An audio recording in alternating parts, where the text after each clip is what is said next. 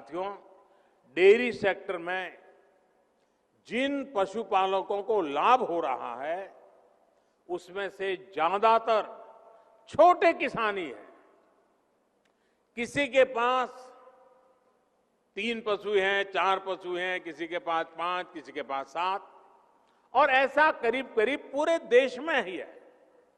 यहां कच्छ की बन्नी भैंस, ये हमारी बन्नी भैंस तो दुनिया में अपना नाम कमा रही है।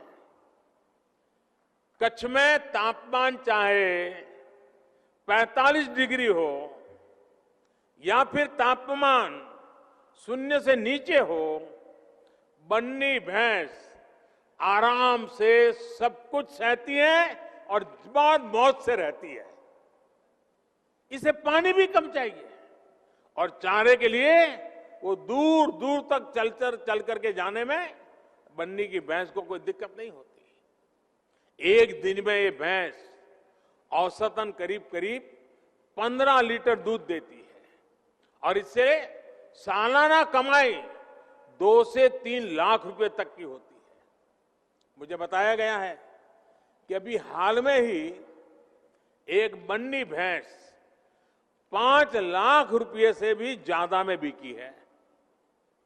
देश के और लोग सुनते होंगे, उनको आश्चर्य होगा, बन्नी की भैंस 5 लाख रुपया, यानी जितने में 2 छोटी कार खरीदें इतने में बन्नी की एक भैंस मिलती है।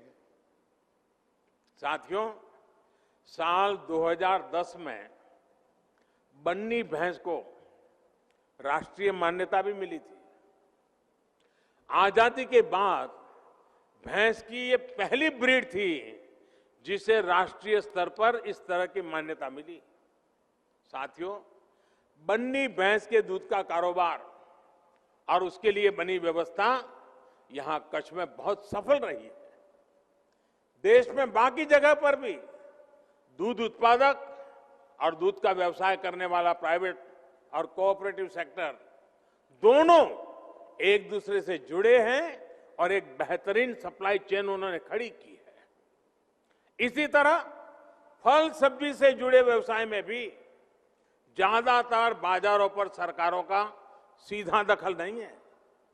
साथियों, यह उदाहरण मैं विस्तार से इसलिए दे रहा हूं क्योंकि आजकल दिल्ली के आसपास किसानों को भ्रमित करने की बड़ी साजिश चल रही है। उन्हें डराया जा रहा है कि नए कृषि सुधारों के बाद किसानों की जमीन पर दूसरे कब्जा कर लेंगे। भाइयों बहनों, मैं आपसे जानता हूं,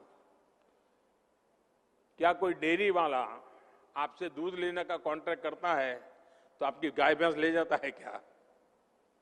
कोई फल सब्जी खरीदने का उद्यम करता है तो क्या आपकी जमीन ले जाता है? क्या आपके प्रॉपर्टी उठा के ले जाता है क्या? साथियों, हमारे देश में डेयरी उद्योग का योगदान कृषि अर्थव्यवस्था के कुल मूल्य में 25% से भी ज्यादा है। ये योगदान करीब करीब 8 लाख करोड़ रुपए होता है। दूध उत्पादन का कुल मूल्य अनाज और दाल के कुल मूल्य से भी ज्यादा होता है। इस व्यवस्था में पशुपालकों को आजादी मिली हुई है। आज देश पूछ रहा है कि ऐसी ही आजादी अनाज और दाल पैदा करने वाले छोटे और सीमांत किसानों को क्यों नहीं मिलनी चाहिए? साथियों, हाल में हुए कृषि सुधारों की मांग बरसों से की जा रही थी।